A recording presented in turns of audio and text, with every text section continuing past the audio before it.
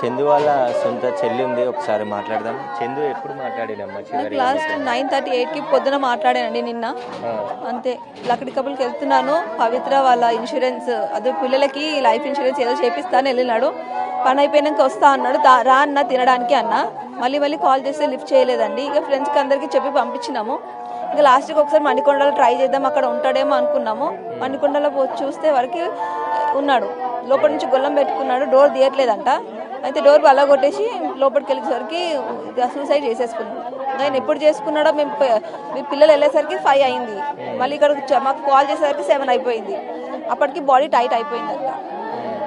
Instagram లో కూడా ఏదో వీడియో పెట్టిందంట పవిత్ర దగ్గరికి వెళ్తున్నాను అని అన్నాడు. కానీ మేము ఆ మాట కూడా అన్నాము, నేనేం పిరికోని కాదు, నేనేం అట్లా చేయను అని చెప్పినాడు. మళ్ళీ చేసిండు. ఎందుకమ్మా ఇప్పటి నుండి మధ్యలో ఇంట్లో ఉండేవాడు, ఇక్కడే ఉండేవాడు మణికొండలో పవిత్ర? అంటే అప్పుడప్పుడు వస్తూ ఉండే పోతూ ఉండే. మామూలుగా ఆమె చనిపోయినప్పటి నుంచి డిప్రెషన్కి వెళ్ళిపోయినాడు. ఇక అంతే, హాస్పిటల్కి రమ్మంటే రాలేదు, మేము మాతో మాట్లాడలేదు, ఫేస్ టు ఫేస్ అస్సలు రాలేదు మాకు. అంతే, డిప్రెషన్కి వెళ్ళిపోయినాడు, ఆమె దగ్గరికి వెళ్ళిపోయినాడు. అంటే మీతో మాట్లాడే సమయంలో ఏమైనా డౌట్ వచ్చింది ఇట్లా ఇదైతే? డౌట్ నాకు రాలేదండి. పాపం మనం చనిపోయింది కదా, వాళ్ళు చేపిస్తున్నాడేమో ఇన్సూరెన్స్ అని అనుకున్నాం. నేను కూడా పని అయిపోయినాక వస్తా అమ్మా తినడానికి వస్తా అని చెప్పినాడు. ఎట్లా ఉంటుండే చందు కుటుంబ సభ్యులతో? అందరితోటి బాగుంటాడు అండి, అందరితోటి బాగుంటాడు, మంచిగా ఉంటాడు, ఒక మాట ఎవరిని అన్నాడు, చాలా బాగుంటాడు. ఆ పరిచయం అయినప్పటి నుంచి ఇదంతా అయిపోయింది. అంతే. ఎంతమంది పిల్లలు ఏం చదువుతారమ్మా చందు పిల్లలు అయినా? పాప ఒక ఆమె ఇప్పుడు 2nd వెళ్తుంది, బాబు LKG UKG వెళ్తాడు. చిన్న పిల్లలు, 2 పిల్లలు. మీతో మాట్లాడే వాళ్ళ పవిత్ర? లేదు, నాకు కాంటాక్ట్ లో లేదా. సంథింగ్ సీరియల్ యాక్టర్ అంతే. యాక్టింగ్ కాకుండా ఇంకా వేరే బిజినెస్ చేసేవాడు చందు?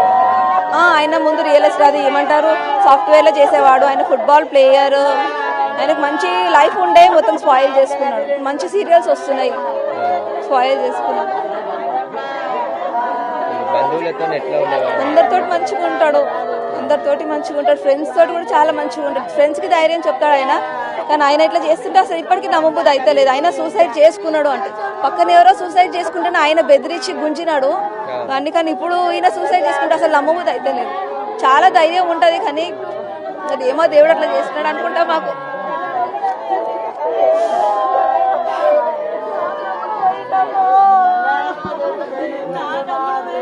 సీరియల్ నటుడు చందు ఆత్మహత్య చేసుకున్న ఘటనతో వాళ్ళ ఇంటి వద్ద విషాద ఛాయలు నెలకొన్నాయి. ప్రస్తుతం వాళ్ళ భార్య శిల్ప ఉన్నారు, ఒకసారి మాట్లాడదాం. అసలు ఎప్పుడు మాట్లాడి చివరగా మీతో ఎప్పుడు మాట్లాడారు?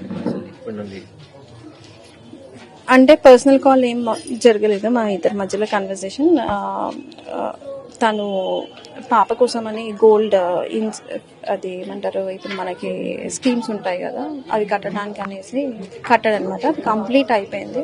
సో ఆర్నమెంట్ తీసుకొని రా అనేసి చెప్పాడు. సో దానికోసం ఆ కన్వర్సేషన్ తప్పితే దానికి మించిన కన్వర్సేషన్ వేరేది ఏం అవ్వలేదు మా ఇద్దరి మధ్యలో. సో పాపకి మాత్రం ఒక మాట అన్నాడంట, అమ్మని బాగా చూసుకో, మంచి చదువుకో, తమ్ముడిని బాగా చదివించుకో అనేసి అని అన్నాడంట. మీ మ్యారేజ్ ఎప్పుడైంది? ఎప్పటి నుంచి చందు అటు దూరం? మాది 2015 November 29th మా మ్యారేజ్ అయ్యింది. తను 2020లో ఎగ్జాక్ట్ మంత్ తెలియదు, somewhere in the month of June July ఉంటుంది, మిడ్ ఆఫ్ ద ఇయర్. అప్పటి నుంచి దూరం అయ్యాడు. అంటే ఏం చేసేవాడు ముందు? సీరియల్స్ రాకముందు చందు ఏం చేసేవాడు? అసలు దూరం కావడానికి కారణం? సీరియల్స్ చేస్తూ సైమల్టేనియస్గా తనకి సాఫ్ట్వేర్ కంపెనీ ఉండింది. సాఫ్ట్వేర్ ఇప్పుడు మనకి ఉంటాయి కదా, లాంగ్వేజెస్ కానీ ప్రోగ్రామింగ్ కానీ అవి ట్రైనింగ్ ఇచ్చే కంపెనీ ఉండింది. కొంచెం లాస్ అయినందుకు తీసేయాల్సి వచ్చింది అనమాట. తీసేసిన తర్వాత ఫుల్ ప్లేజ్గా ఇండస్ట్రీలోకి వచ్చేసాడు అనమాట. పవిత్ర ఎట్లా దగ్గరైంది ఆమెకి? మీరు పెళ్లి చేసుకుని పిల్లలు ఉన్నారు, ఆమె ఎందుకు ఎంటర్ కావాల్సి వచ్చింది? పవిత్ర జయరామ్ ఎంటర్ అయ్యింది త్రినేని కాంట్రాక్ట్ వల్ల. త్రినేని సీరియల్ ఎప్పుడైతే కాంట్రాక్ట్ సైన్ చేశాడో ఆ తర్వాత నుంచి చాలా చేంజ్ వచ్చింది. ఫస్ట్ లాక్డౌన్ తర్వాత నుంచి చాలా చేంజ్ వచ్చింది. అంటే మరి మీరు అడేలే కుటుంబ సభ్యులు అని మీరు ఇక్కడ దూరంగా ఉంటున్నారు అంటే గొడవ పడేది? అంటే తరచుగా గొడవలు అవుతున్నాయి. మేమేమనుకున్నామంటే ఏదో మిస్కమ్యూనికేషన్ అలా అనుకున్నాం, కానీ ఇంత డెప్త్గా వెళ్తాడు అంటే ఇది అన్ఎక్స్పెక్ట్ చేయలేదు.